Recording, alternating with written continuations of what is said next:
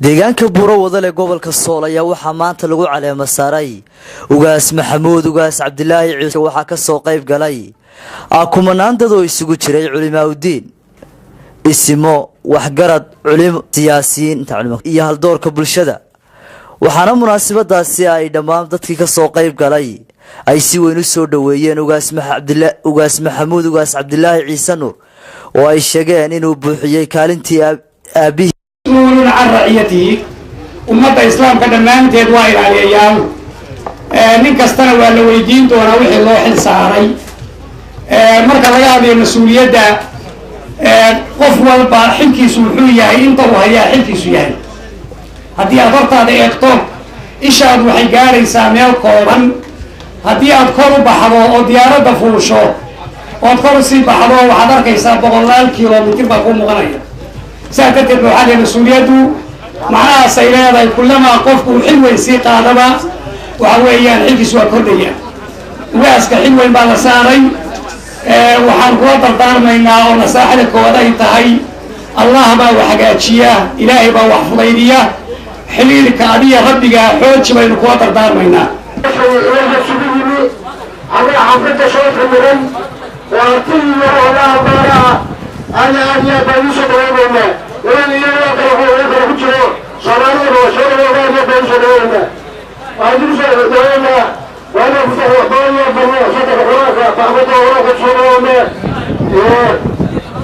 كارك كارك مشدولنا كارك مشدولنا ولا مشدولنا خلت بركانا ولا مشدولنا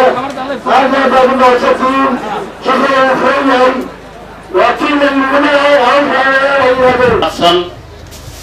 نواكب بدوني أيهو يسمى بدنيهين هذين الدوران أنا عن هذا المضع يخصي هذا أيهونا هذا الدوراني يسمى هوا يدين كبدوني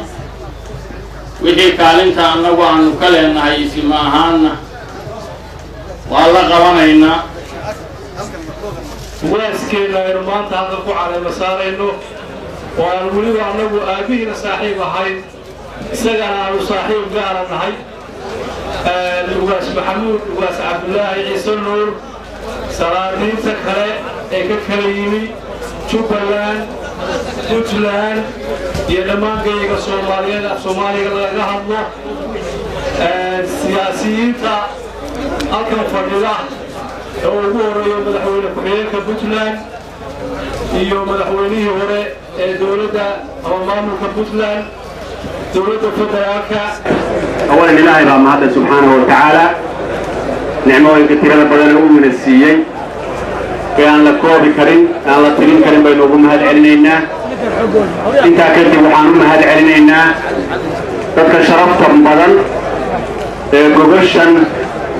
حفلة أنا ودقني وقاس محمود وقاس عبد الله عيسى نجلس وقيم قلي لوجين وأن حالنا واد ما سنتهين آريات بعد ما سنتهين واليسوع سردارا في هالكن وشيخ عبد الناصر كفري وحديثك صلى الله عليه وسلم كلكم راع وكلكم مسؤول عن رعيته مسؤولية أمانتين ونسبنا لكن المسؤولية إلهي وبردي مغشن أتكهد بدون الله إن شاء الله إن أتصبي صحابي جرين كها أبو بكر الصديق ويري بدن وقصوا قريب كشين على مسار كيجا هذه أدبريني كم بهد علينا waxaan ku lahayn ilaa culimada iyo saxaafada iyo dhammaantii wali wada salaamaya ilaahay waxaan ka baryayaa culimada iyo odayaashii aabahay wada shaqayn jireen oo isimo iyo cuqaal iyo siyaasiyiin ba ahaayeen waanadii iyo ducadii iyo dardaarankii ay siiyeen mid ku dhaqma in ilaahay iga dhigo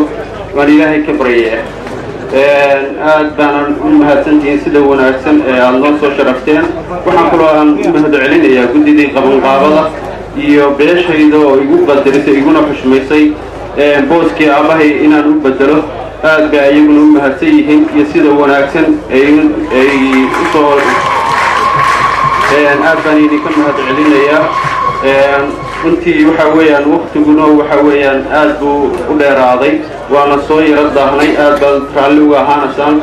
isimadii iyo waxgaradkii iyo odayaashii kale ee mikrofonku wada gaari waayey waxaan ka raalli gelinayaa waqtiga oo yar bay ku dhacday ee si kale layma ilaawin aad baan idinka mahad celinayaa sida wanaagsan aad noo qadariseen oo weliba meelo fogfog aad nooga timaadeen dal iyo dibadba aad baad u mahadsantihiin dadka xanuunsan ee ducada dalbanayana waxaan ilaahay ka baryayaa inuu ilaahay caafimaad ugu bedelo xanuunka haya ilaahay waxaan ka baryayaa raxmaad khayr qaba inuu ina siiyo ilaahay waxaan ka baryayaa inaan soomaalida maanta meeshan isugu timi ee quruxda badan inay soomaali haddii shalayta meeshan minka hor waxay ahayd laba isbuuc ka hor waxay ahayd meel cidlaa bay ahayd maantana waa magaalo wey intaasoo soomaaliya la isugu nimid waxaan u malaynayaa haddii soomaali ay gacmaha iswada qabsan lahayd inay qof soomaaliyeed buu isi u yahay beesha inoo soo doortayna waa u hambalyaynayaa kulli hambalyaan leeyahay dhammaan intaa haddii aan dhaafo waa duco aad baan maqsuud uga ahay inaan maanta ka soo qayb galo xafladaan weyn oo meesha qiimaha iyo qaayahana lagu dhigay Sakariya Maxamed Ciise Wadani wararka telefishinka Somali News